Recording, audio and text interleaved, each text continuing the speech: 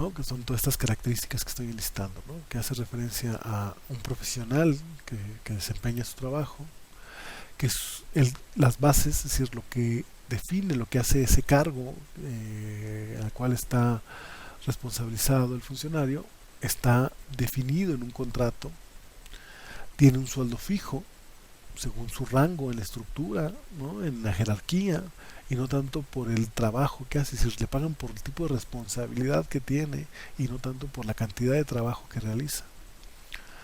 Hay una movilidad en el cargo y posibilidad de ascenso, descenso, de acuerdo, bueno, de ascenso y descenso, disculpen, en la escala jerárquica de acuerdo a su desempeño.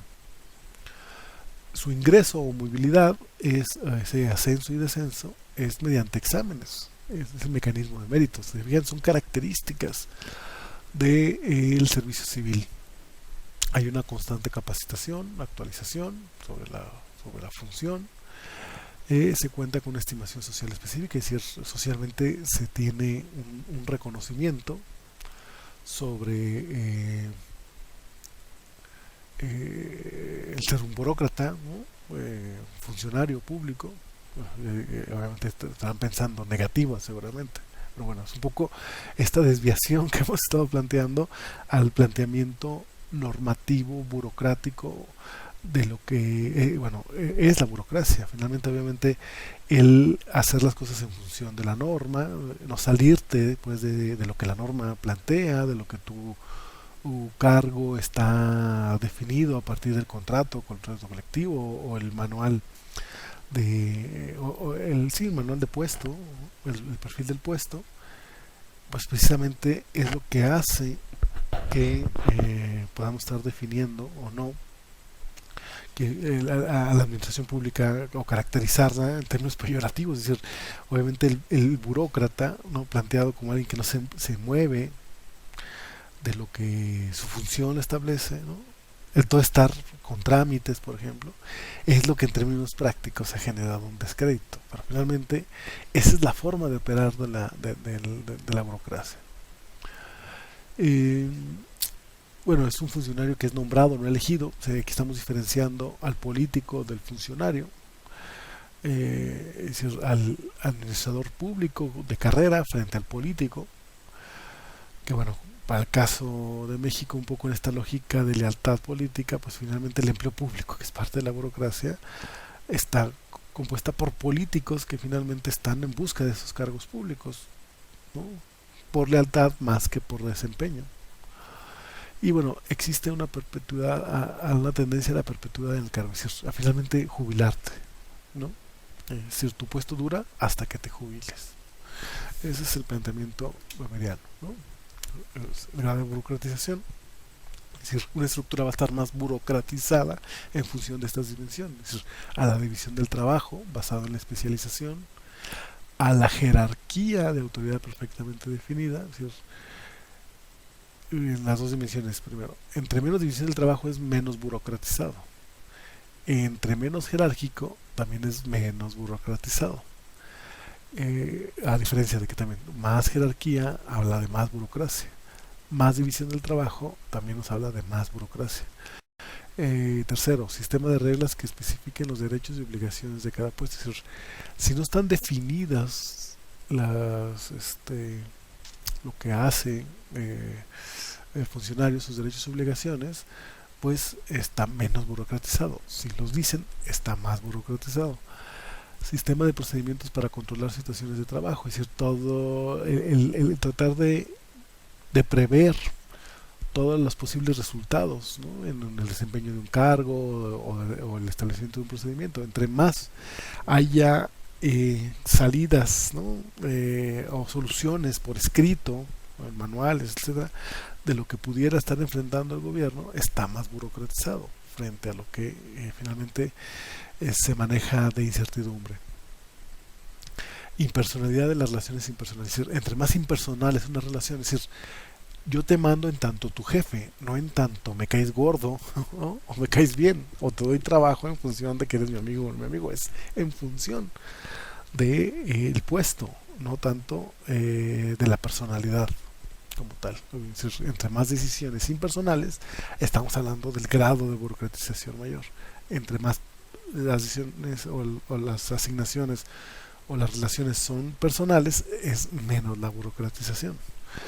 Promoción y selección de los empleados con base en su competencia técnica. Entre más se seleccione por competencia técnica y conocimientos, ¿no? o mérito, si es más una estructura burocrática.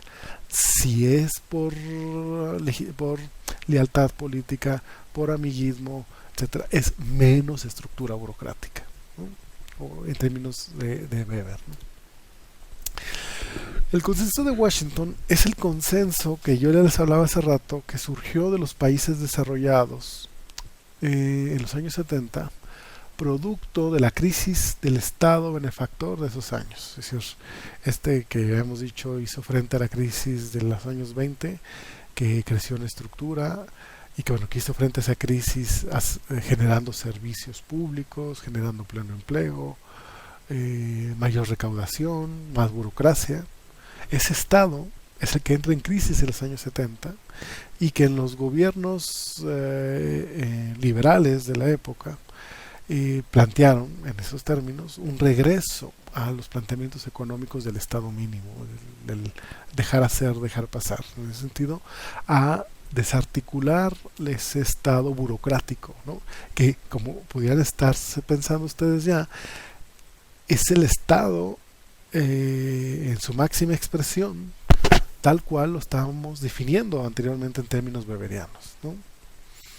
O sea, el Estado benefactor de los años 30, 40, 50, 60, o sea, en Estados Unidos, Inglaterra, inclusive pensando en los países comunistas o en los países latinoamericanos, los países como México, o más bien que podemos catalogar como estados desarrollistas, es un Estado eminentemente burocratizado, como lo estábamos planteando hace rato, ¿no? En términos reales es el logro de un Estado con una burocracia perfectamente bien definida, tal cual estamos planteando. Por lo menos en los países desarrollados, Inglaterra, Estados Unidos, encontramos un sistema de servicio civil funcionando plenamente, ¿no? Tal cual lo estábamos caracterizando. Pero ese es el Estado que entra en crisis en los años 70 y que como salida ahora se plantea un repliegue de nuevo del Estado. Estos 10 puntos del consenso de Washington, que podemos identificar como consenso de Washington, son los que da pie precisamente al cambio de paradigma en la gestión pública. Por ejemplo, disciplina presupuestaria de los gobiernos, es decir, el énfasis en la eficiencia del gasto. Por lo tanto, reorientar el gasto gubernamental a lo importante, en este caso, educación y salud. Reforma fiscal o tributaria que amplíe la base de contribuyentes y genere impuestos moderados. Por ejemplo, este planteamiento que existe en México de ponerle impuestos a medicinas y alimentos es precisamente ampliar la base tributaria, es decir, principalmente de quienes no pagan en este momento, ¿no? En este caso los informales, por ejemplo, pero con impuestos moderados. Ese es ampliar la base tributaria, ¿no? Con, en este caso, un impuesto muy sencillo como es el IVA, ¿no? el impuesto de valor agregado. Es una medida que se ha estado recomendando desde los años 70-80, es parte de estas reformas del Consenso de Washington que en esencia plantean esta reorientación del Estado, ¿cierto? Pasamos del Estado benefactor a un Estado mínimo, a un Estado neoliberal, ¿no?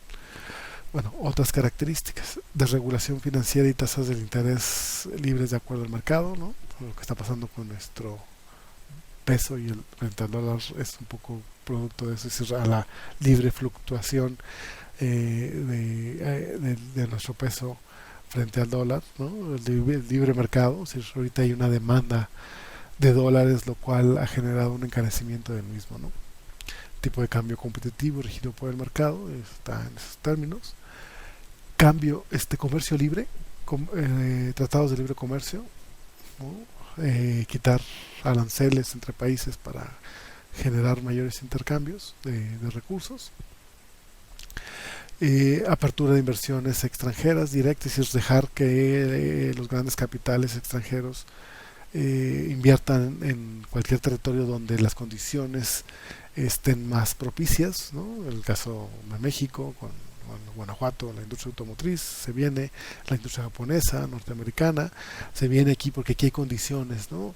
De empleo, de mano de obra barata, también que es parte también de las medidas, es decir, eh, genera una reforma de tipo laboral que permita que las condiciones de las empresas sean más favorables, ¿no? Que en sus propios países, por ejemplo, y eso hace y facilita que las empresas se vengan para acá. Privatización de empresas públicas. No atienda, la recomendación, no atienda al gobierno directamente en la gestión de los recursos o de los bienes públicos. Privatice empresas como generadoras de energías, ¿no? Electrificadoras, generadoras de petróleo, ¿no? Pemex, empresas de agua, ¿no?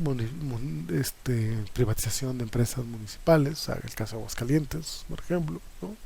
Etcétera, ¿no? Aquí en León, Guanajuato, genera que una empresa privada atienda la recolección de basura, ¿no? Por ejemplo. Desregulación de mercados, ¿no? Un poquito decir que quita trabas al surgimiento de negocios, de intercambios comerciales, etcétera, ¿no? Y da seguridad a los derechos de propiedad, ¿no?